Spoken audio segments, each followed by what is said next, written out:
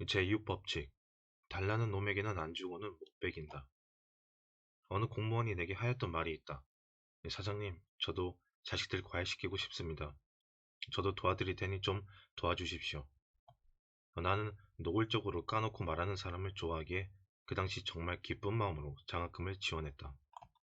그런데 그런 경우는 그것 하나뿐이었다. 흔히 사람들은 민원이 많은 부서의 공무원들이 뒷돈을 가장 잘 챙기는 것으로 생각하는데 전혀 그렇지 않다.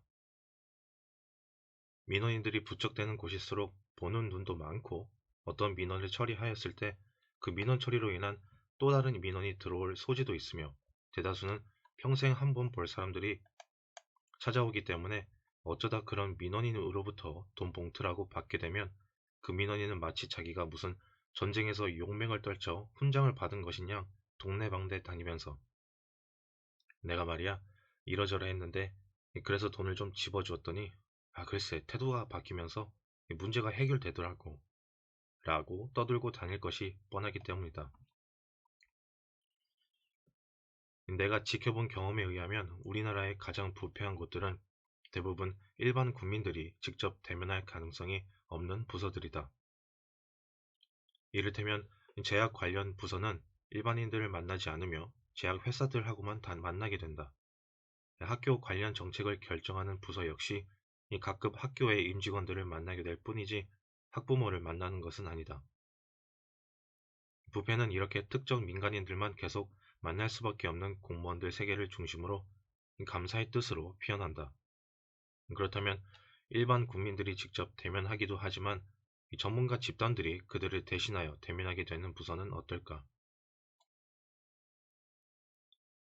예를 들어 세무사들을 상대하게 되는 세무서나 관세사를 상대하게 되는 관세청 같은 곳들 말이다. 일반 민원인의 돈 봉투는 안 받아도 그 전문직 사람들이 주는 돈 봉투는 받을 가능성이 있다. 왜? 먹어도 탈이 안 나기 때문이다. 이런 경우 꼭 써야 할 말이 있다. 그런 부서의 모든 공무원이 그런 것은 아니다. 라는 말이다. 맞다. 때로는 세무사나 관세사가 로비 자금이 필요하다고 하면서 돈을 받아가서는 그 일부만 전달하거나 아예 전달하지 않는 경우도 있다. 물론 여기서도 모든 세무사나 관세사가 그런 식으로 돈을 챙기는 것은 아니다 라는 말을 써야 하겠지만 인허가와 민첩한 관계가 있는 공직 세계에서는 이 돈 봉투가 먹으면 탈나는 돈과 먹어도 탈 안 나는 돈으로 구분된다.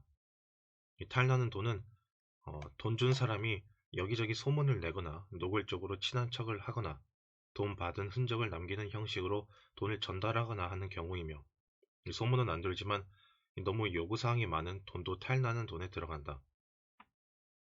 추후 민원인에게 제3의 기관으로부터 어떤 처분이 내려지면서 추징금이나 과태료 등등이 부과되었을 때 잘 납부하여 담당자가 잡음에 시달리지 않게 하는 것도 중요하다.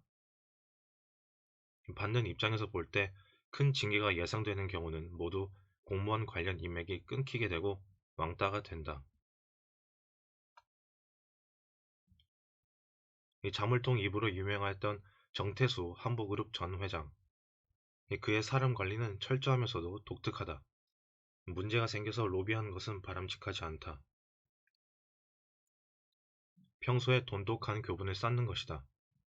문제가 생기면 로비가 아니라 부탁하는 것이란 로비관이다. 그런 돈독한 교분 쌓기를 구체적으로 어떻게 하느냐고? 그런 것도 내가 가르쳐줘야 할까?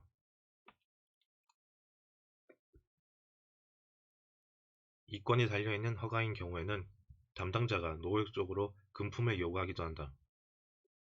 20여 년 전 어느 항구 도시에서 사회 간접 자본 공사를 하려고 했을 때 일이다. 비관리천 항만공사였는데 주무부서 실무자의 도움이 절실히 필요했다. 도대체 서류를 어떻게 만들어 제출하는지조차 몰랐으니까. 내가 알고 있던 사항은 쌍용과 롯데에서 서류를 접수시켰으나 퇴짜 맞았다는 것 정도였고 쌍용은 정유 관련 시설이었으므로 우리하고는 전혀 별개의 사업이었고 우리 목적과 비슷한 신청은 롯데에서 했었다는 것뿐이었다. 딱 하나만 부탁합시다. 우리가 비관리청 항만공사를 신청하려고 하는데 이 뭘 어디서 어떻게 시작하여야 하는지 깜깜합니다. 그런데 듣자하니 롯데에서 신청했었지만 허가를 받지 못하였다면서요. 이미 퇴짜 맞은 거니까 그 서류 좀 보여주시면 하다못해 이 서류 작성을 이렇게 하는구나 정도는 알 수 있지 않을까 싶네요. 귀찮으시겠지만 그 서류 좀 보여주실 수 없을까요? 당연히 대답은 안 된다는 것. 그래서 계속 찾아가 졸랐고 마침 감사함을 미리 표현할 수 있는 절호의 찬스였던 추석이 얼마 남지 않았기에 내 기억으로는 아마도 몇십만 원을 봉투에 넣어 떡값이라고 주사에게 주었고 그 상사에게도 찾아가 형님 좀 도와주십시오 라고 계속 읍소하였기에 어느 날 드디어 담당자가 나를 데리고 허술한 창고로 가서는 그 서류를 찾아주었는데 웬걸 각종 도면들이 첨부되어 있어서 두께가 10cm가 넘었다. 이거 오늘 일과 전까지 다시 반납할 테니 제발 좀 밖에 가지고 나가서 복사할 수 있게 해주십시오. 맨입에요? 아, 인사는 물론 하겠습니다. 결국 그 서류를 들고 나가 복사집에서 각종 도면들을 다 복사한 뒤 이 현금 200만 원을 봉투에 담아 그를 그 사무실에서 다시 만났는데 겁도 없이 그는 복도에서 그 봉투를 열어보더니 이게 얼마입니까? 200입니다만. 아니 사장님 장난하십니까? 200이요? 에이, 도로 가져가세요. 다음날 나는 500을 갖다 주었다. 그리고 허가를 받기까지 더 많은 액수가 더 뇌물로 사용되었고 이게 내가 평생 살아오면서 어떤 허가를 받기 위해 뇌물을 준 최초이자 마지막 사건이었다. 왜 마지막이었는가 하면 내 기분이 아주 더러워졌기 때문이다. 아, 18. 이렇게 지랄을 떨면서까지 꼭 이렇게 해야 하나 하는 그런 기분 말이다. 이게 약 20년 전의 일이었다.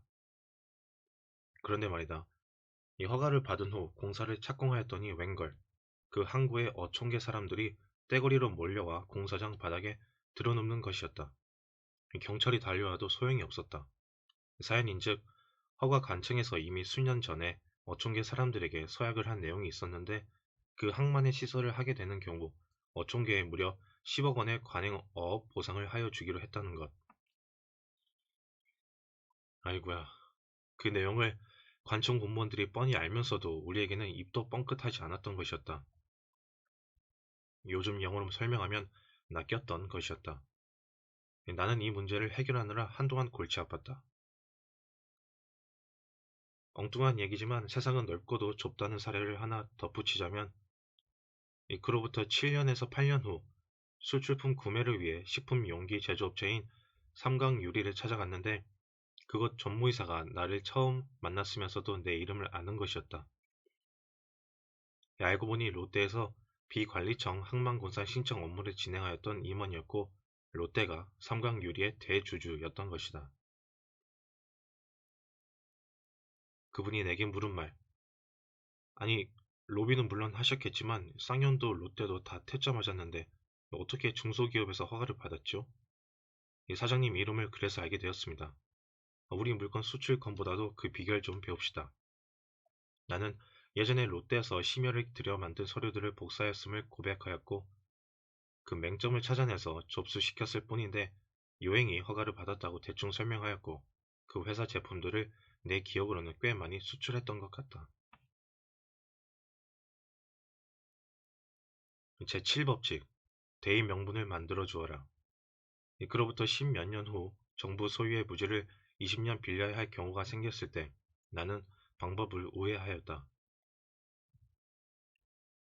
그 부서가 아닌 다른 부서에서 그 부서의 옆구리를 찌르고 그 부서들을 모두 대학 교수들이 찌르고